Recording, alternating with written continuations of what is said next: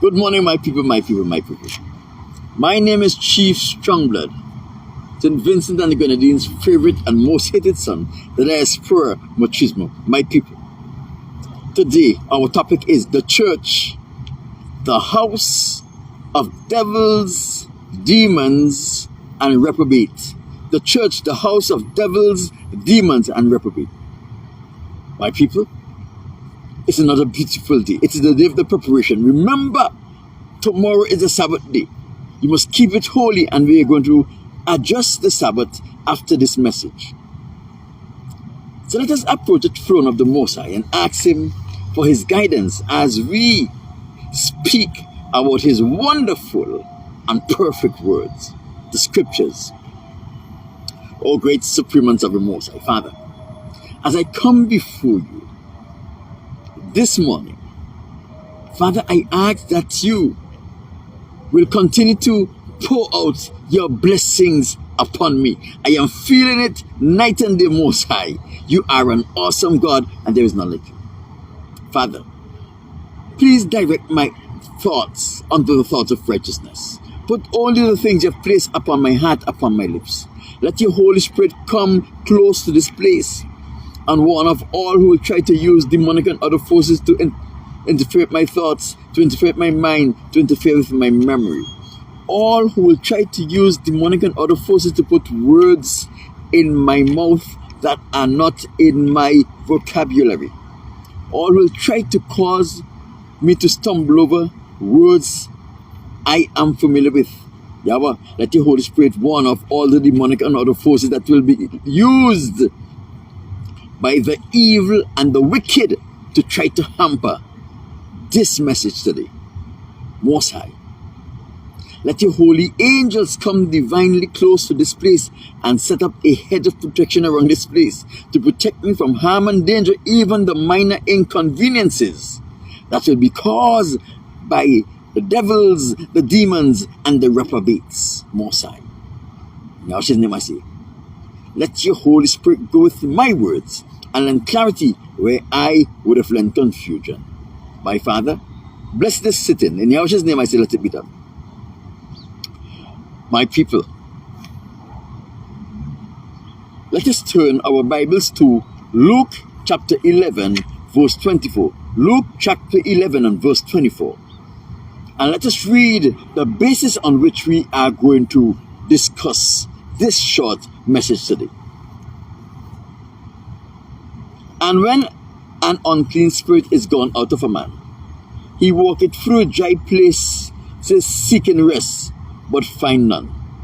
He said, I will return to my house from whence I was cast out.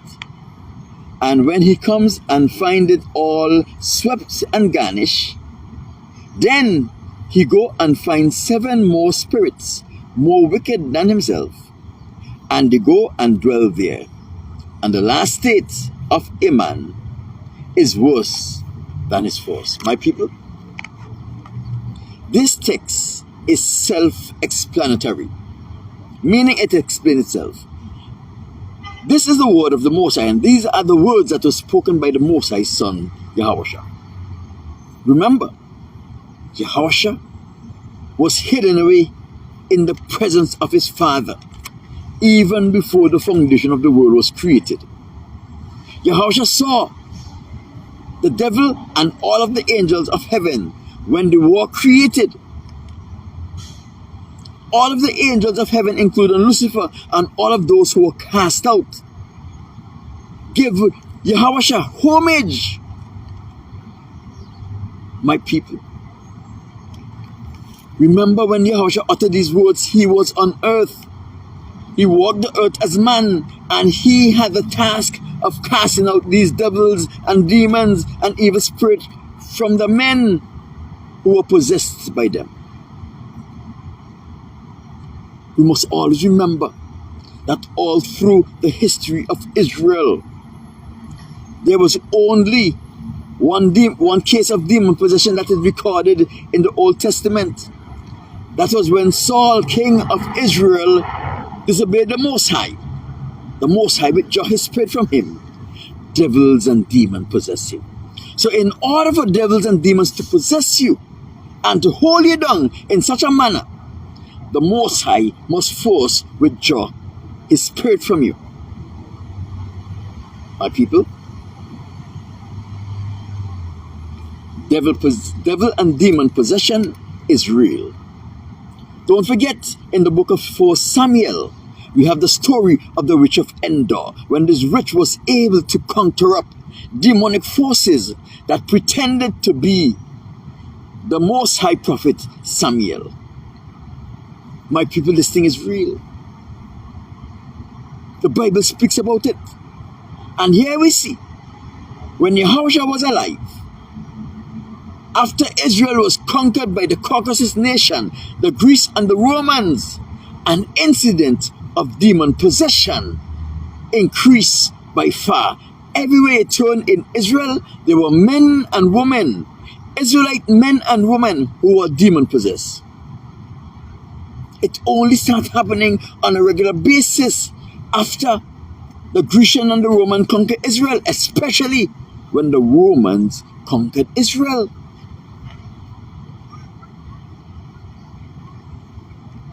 My people, when you are living faithful to the Most High, you don't have to worry about the devil and Satan, his angels, and even the devil in human form. Why? Because as is recorded in Job chapter 1, the Most High is going to put a hedge of protection around those people who are faithful to him, around their homes and around everything that they have, meaning that your children will have a hedge of protection around them because of your faithfulness. Job chapter 1, go and read it for yourself. My people, we don't have to be afraid of Satan and his angels. Why? Because the Most High put a limit on their interaction with man when Adam and Eve fell. He knew that Adam and Eve in their fallen state was no match for the devil. So he put a barrier between them, and he only gave the devil just enough to touch man. So the devil in spirit form and the demons in spirit form is not our concern. We should be concerned about the devils in physical form. I may be asking, who are the devils in physical form? The devils in physical form is the Edomites, the Caucasians. The Edomites of Bible time are the Caucasians of today. And we go to the Encyclopedia Britannica, and let us qualify this. Under the topic, Jerusalem, subtopic Roman rule. The Encyclopedia Britannica identify Herod, the king who ruled over Jerusalem and Israel when Yahushua, aka Jesus Christ, was alive, to be an Edomite. We know Herod was a Caucasian. The book Chabad, a publication of the Jewish community, it says that Esau, the father of the Edomites, is the progenitor of the Romans. And we know that Rome is a small city in Italy. Therefore, all Italians have to be Edomites. They're all Caucasians. They match up perfectly with the descriptions of Esau, the first Edomite, as it is described in Genesis chapter 25, verse 25. Go and read it for yourself. And we know that Esau had 11 dukes. In the same way, Jacob had 12 tribes. And in the same way, Ishmael had 12 princes. My people, the Jews publication Chabad or Chabad.org identify Magdiel, one of the Duke of Issa, for being the progenitor of the Italians. Therefore, you have to consider the other 10 Dukes were responsible for populating the other nation of Europe, the Caucasus nation. You go to Genesis chapter 25, verse 25, and read the description of Esau, and you will see that the Caucasian nation is a perfect match. Remember, people, in Malachi chapter 1, verse 2 to 4, the Most High says, I love Jacob and I hate Esau. They were twins, came from the same mother, on the same day, from the same womb. So why did the Most High decided that he loved Jacob and hate Esau? It is because Esau was placed in Rebekah's womb. Rebekah was a surrogate for Esau. She only carried him. And the objective of Esau was to kill Jacob before he was born. Or if he was unable to kill Jacob, to ensure that he born first, to get the birthright, and therefore abort the plans of the Most High for the common Redeemer. That is why the Most High hate him, because the Most High know that he is the seed of Lucifer, and he was placed in Rebekah's womb to abort his plan. Lucifer is the devil. And guess what? The child of a devil is a devil. My people,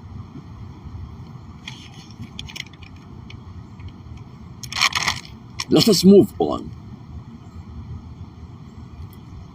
Let us go to Revelation chapter 13, verse 1 and 2. In Revelation chapter 13, verse 1 and 2, it speaks about a beast that came out of the sea.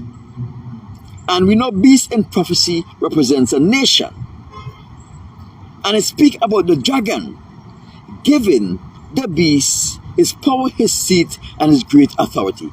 From our previous study, we identify that beast as the Caucasus nation. Remember, a nation is a group of people that has a common ancestry, meaning that they came from the same father. The Indians are a nation, the Caucasians are a nation, the Chinese are a nation, Chinese, the Japanese, and all of them are one nation. Right? So we see from our previous study, the nation that is outlined in Revelation chapter 13, verse 1, that came out of the sea, is the Caucasus nation. All of the Caucasians together. And the dragon gave him his power, his seat, and his great authority. My people, when we go to Revelation chapter 12, it speaks about the dragon, that old serpent, the devil, who was cast out of heaven, and his angels with him. So we know the dragon is a devil. What is a dragon's seat? The Most High Son Yahweh says that the devil is the ruler of the earth. That means the seat of the devil is as ruler of the earth. He gave the Caucasians the power to be ruler of the earth. What is his power? The ruler of the earth control all the resources and all of the inhabitants of the earth. Therefore, the Caucasians are the controller of all of the resources and the inhabitants of the earth. My people, every nation of the earth and their resources is under the thumb of the Caucasians. Am I wrong? No, I'm not wrong. So that is why the Most High said in Malachi chapter 1, verse 2 to 4, Jacob I love, Esau I hate. And I will hate the descendants, the devils, the descendants of the Edomites forever. All of the devils that came from the line of Esau, I will hate them forever. My people, in John 8:44, the Most High Son Yahushua is speaking to the Caucasians, the Jews. He said to them, you are of your father, the devil, and the will of your father you will do. What is the will of the devil?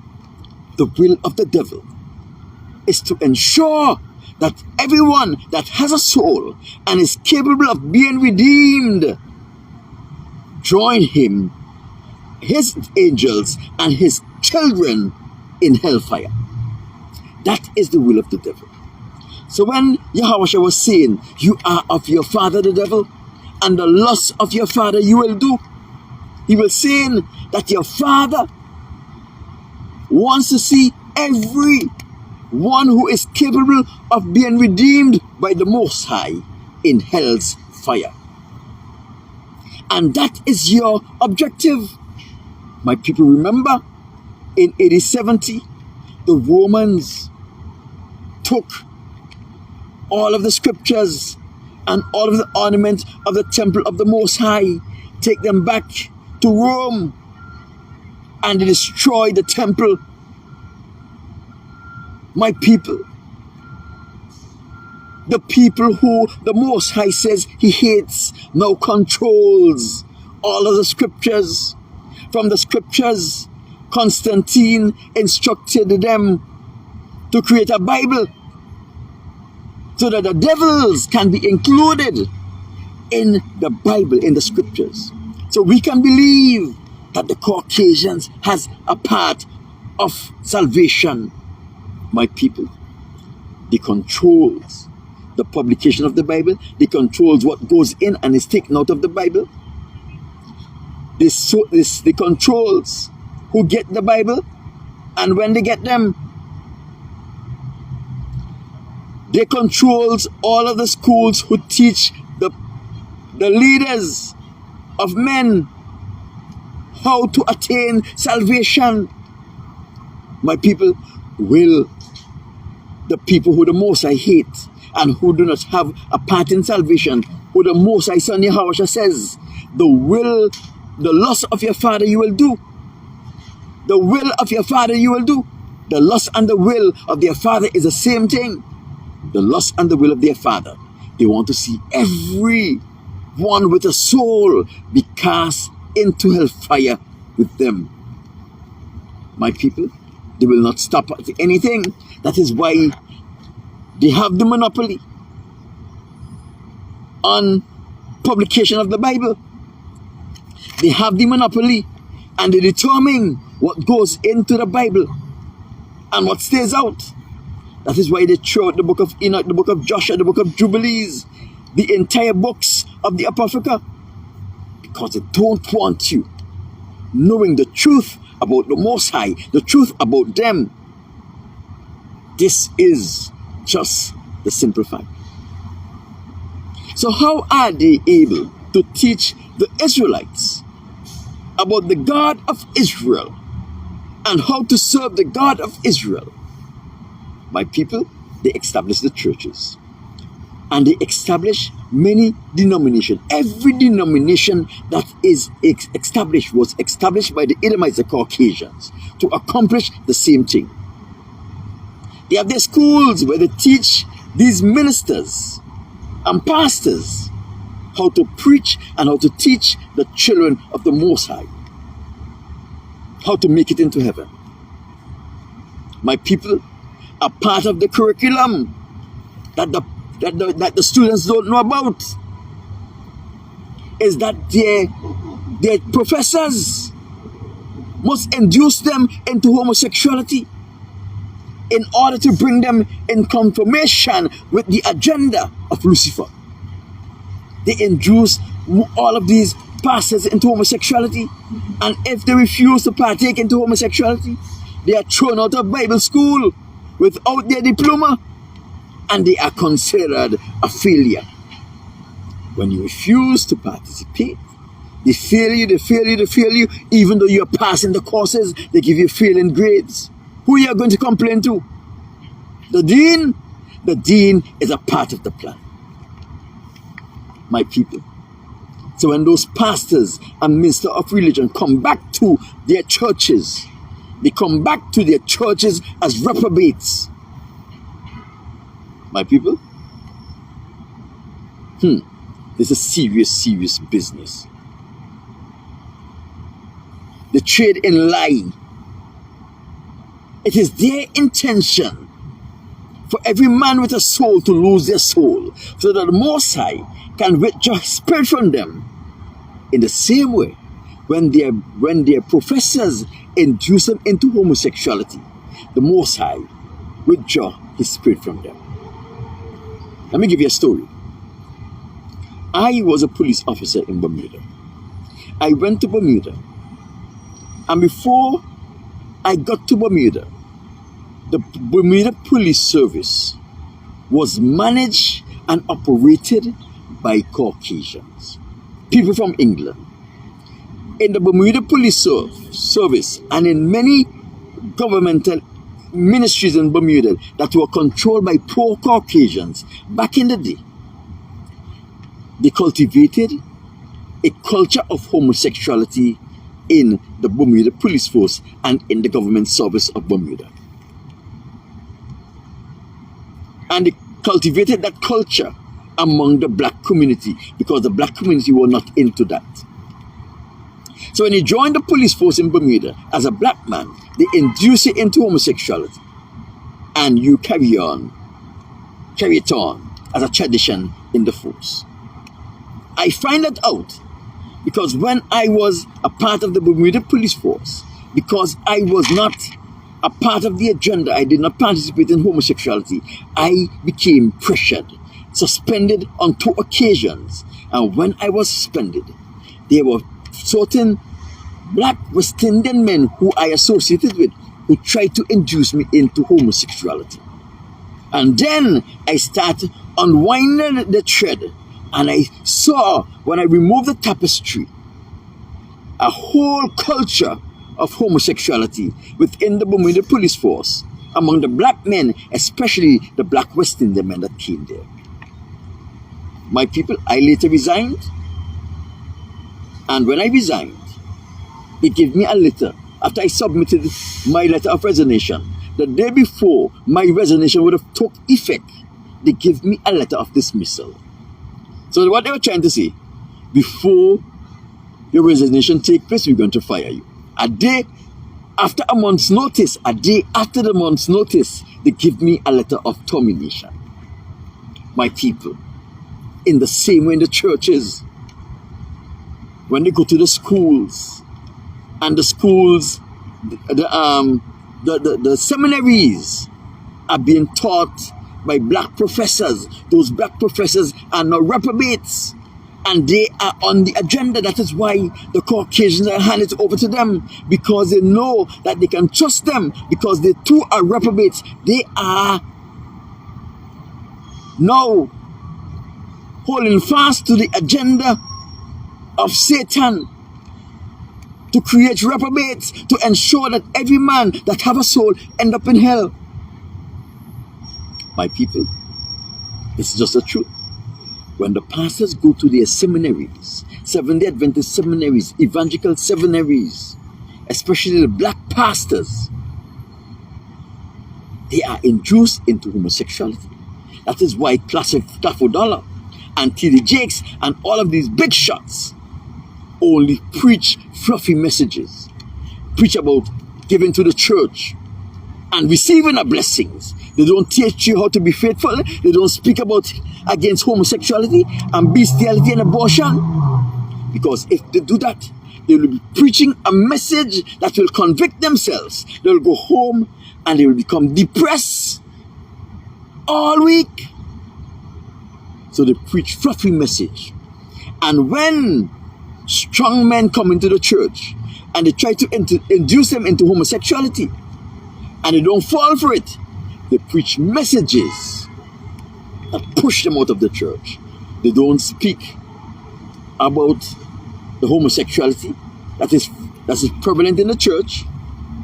They speak about the black man who don't take care of his child, fully well knowing that the system they are living in by the black man who refuse to participate in homosexuality, from holding a job to be able to take care of himself and his family and his children.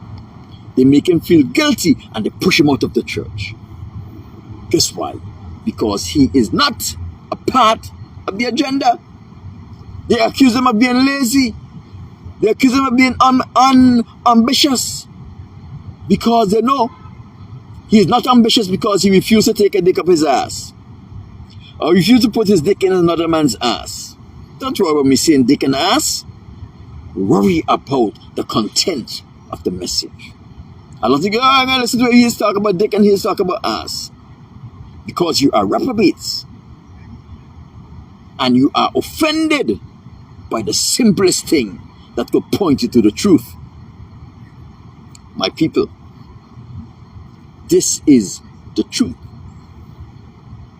They don't speak about homosexualities in the church.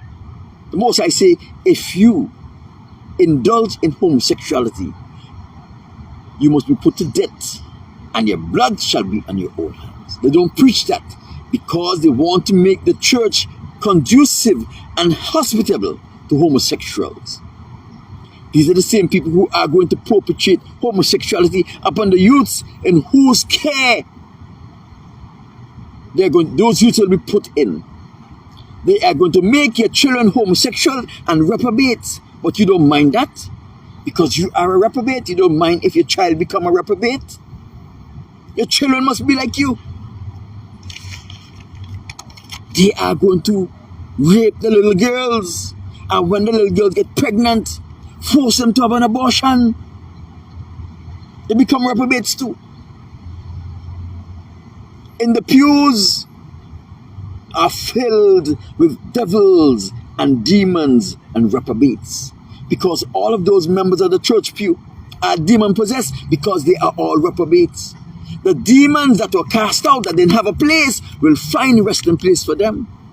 So now the preachers and the congregation, their main objective is the agenda of Satan. What they do?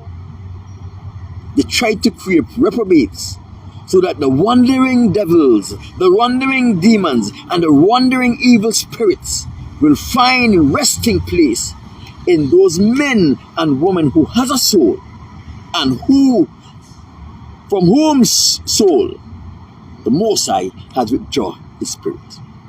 Devils and demons fill them up. They go to the church and they are all sitting in the pews, all pious and nice, pretending to be holy, when they are devils waiting for some man with a soul who want to repent and want to come to the Most High, to come into this church. And they spring on him and they cause him to become a reprobate. Also, reprobates creating reprobates. In the church, it's devils and demons. My people, one of the biggest mistakes of the Honorable Elijah Muhammad and the Honorable Thomas Louis Farrakhan was to take those prisoners who were released from prison into their ministries. We know the prison system was designed to take strong, healthy black men, throw them into prison for long sentences so that they can participate into homosexuality and become reprobates. My people, I don't want a reprobate around me or a part of any ministry I am involved in. His only desire is to bring me down and to cause me to become a reprobate. My people, the minister, the Honorable Elijah Muhammad, took in a prisoner by the name of Malcolm X because he was eloquent.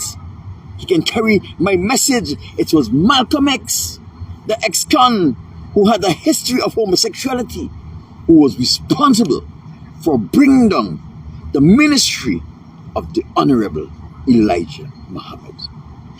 Reprobates are controlled by the Caucasians. Remember Revelation chapter 13 verse 1 and 2. The devil gave the Caucasus nation his seat, his power and his great authority, his seat to control the world, his power to control the world and the resources of the world, his great authority to control the demonic world. My people, when Malcolm X indulged in homosexuality, whether he do it to get drugs, whether he do it in prison, the Most High withdraw his spirit from him, devils and demons possess him. Those who control the devils and the demons controlled him. They sent him to become a minister of the Nation of Islam, because the Nation of Islam identify them as devils. They could not qualify it as I have qualified it from scriptures, but they identify them as devils. And guess what?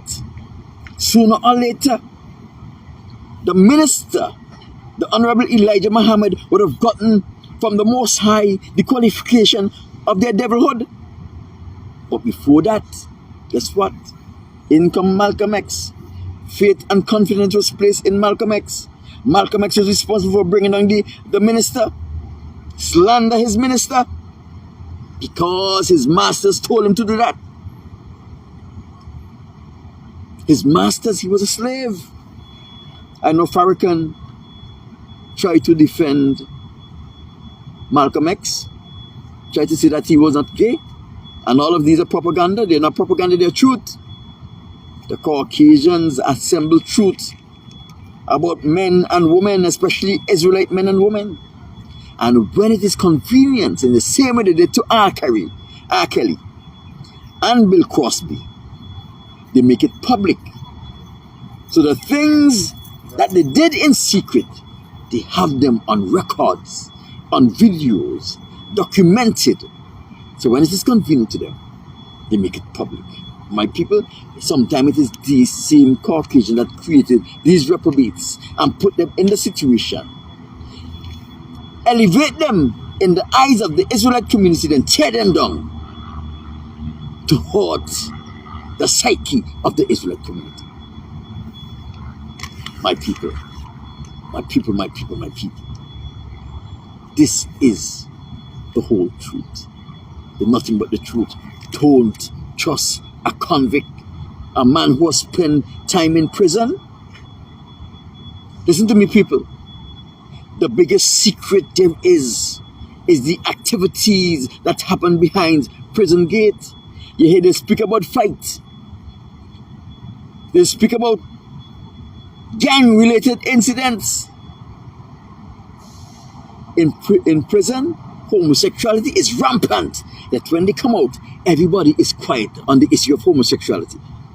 Nobody is identifying anyone as being homosexual in prison. Why?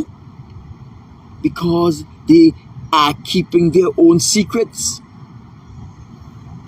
In prison, a lot of them go about, and when they go into prison, they are raped, and in turn they rape others as revenge, and they become reprobates.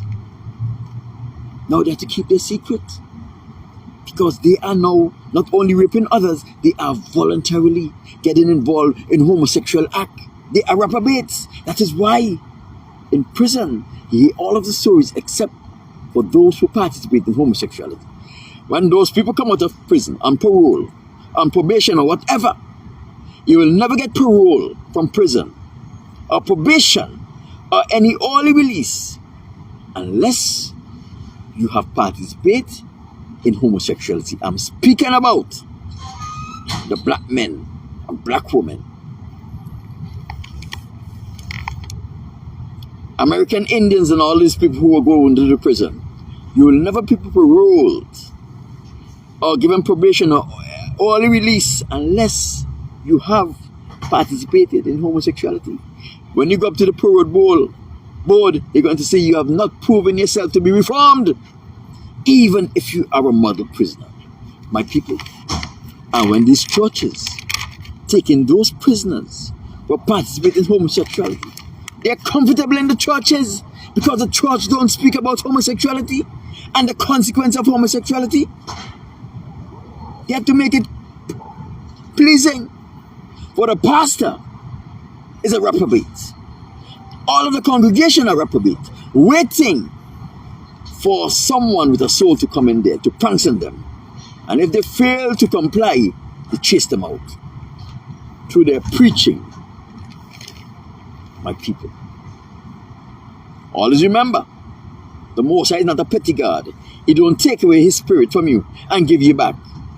Like Saul, when the Most High withdrew his spirit from him and Saul became a reprobate, he died a reprobate and he's gone straight to hell. If you are a reprobate, the Most High don't take away spirit and give it back. No. When the Most High takes away his spirit from you, you don't see it again. If you are not a reprobate, He whipped you with many stripes. He used even the Caucasians and your brothers to whip you with many stripes. My people, I wanted to go and deal with the Sabbath thing, but I'll deal with this on Sunday morning. Because a friend of mine called me and told me she still don't buy into the fact that when I use Exodus chapter 16, verse 18 and 19 and so forth, and 29, to justify the Sabbath, she don't buy into it. So on Sunday, after I recap the week's lessons, I will deal with the Sabbath on Sunday. You know, because this is food enough for you to take it and contemplate on. Oh, great supremacy of the Most High. As I come to the end of this message, Father, let your Holy Spirit go with my words and lend clarity where I would have lent confusion. In Yahshua's name I say let it be done. My people, remember today is the preparation day. Prepare for the Sabbath. The Sabbath take very little preparation, because according to the scriptures, Exodus chapter 16, the Most High says, don't leave your place on the Sabbath day. Don't leave a place on the Sabbath day. Forget about the Seventh-day Adventists and what the pastor said. Forget about the Tuesday Seventh-day Adventists and what the pastor said. Forget about the Israelites, the black men and women who have been converted to this message and are going to church and have an assembly on the Sabbath day. Don't bother with what they say. The Most High says. The Most High says, listen to me, people. I am the only man who is saying this. Everybody else, even the Israelite community and the Israeli community and the Jewish community is saying something else. The Most High says, do not leave a place on the Sabbath day. And I'm going to deal with this once and for all in its entirety. For my friends who say they don't buy into this yet, I'm going to deal with this in its entirety on Sunday after I have finished recapping the week's messages. My people, I'll talk to you then. The Sabbath day, don't leave your place. Stay and rest. It is a day of rest unto the Lord. Prepare for the next week. My people, I am full of energy today's Friday. I am feel broken down and weary, and guess what? I haven't eaten for 2 days and I still have the energy. Guess why? Because I rest, as the Most High says, on the Sabbath day. I rest on the Most High says on the Sabbath day. And guess what? The evil that are coming around me, they can't touch me, because the Most High is taking me on a ride upon the high places of the earth. The journey has just begun. I am going on the high places of the earth, as the Most High has said. My people, have a blessed Sabbath, and I will talk to you on Sunday morning when I see you again. My fast is only for today, so about 4 o'clock today, I'm going to break the fast, and I'm going to enjoy a feast on the Sabbath day. Rest and eat and rest and eat and sleep. That's all I'm going to be doing. Have a good day. Chief Stromblad is saying, have a good Sabbath. Bye.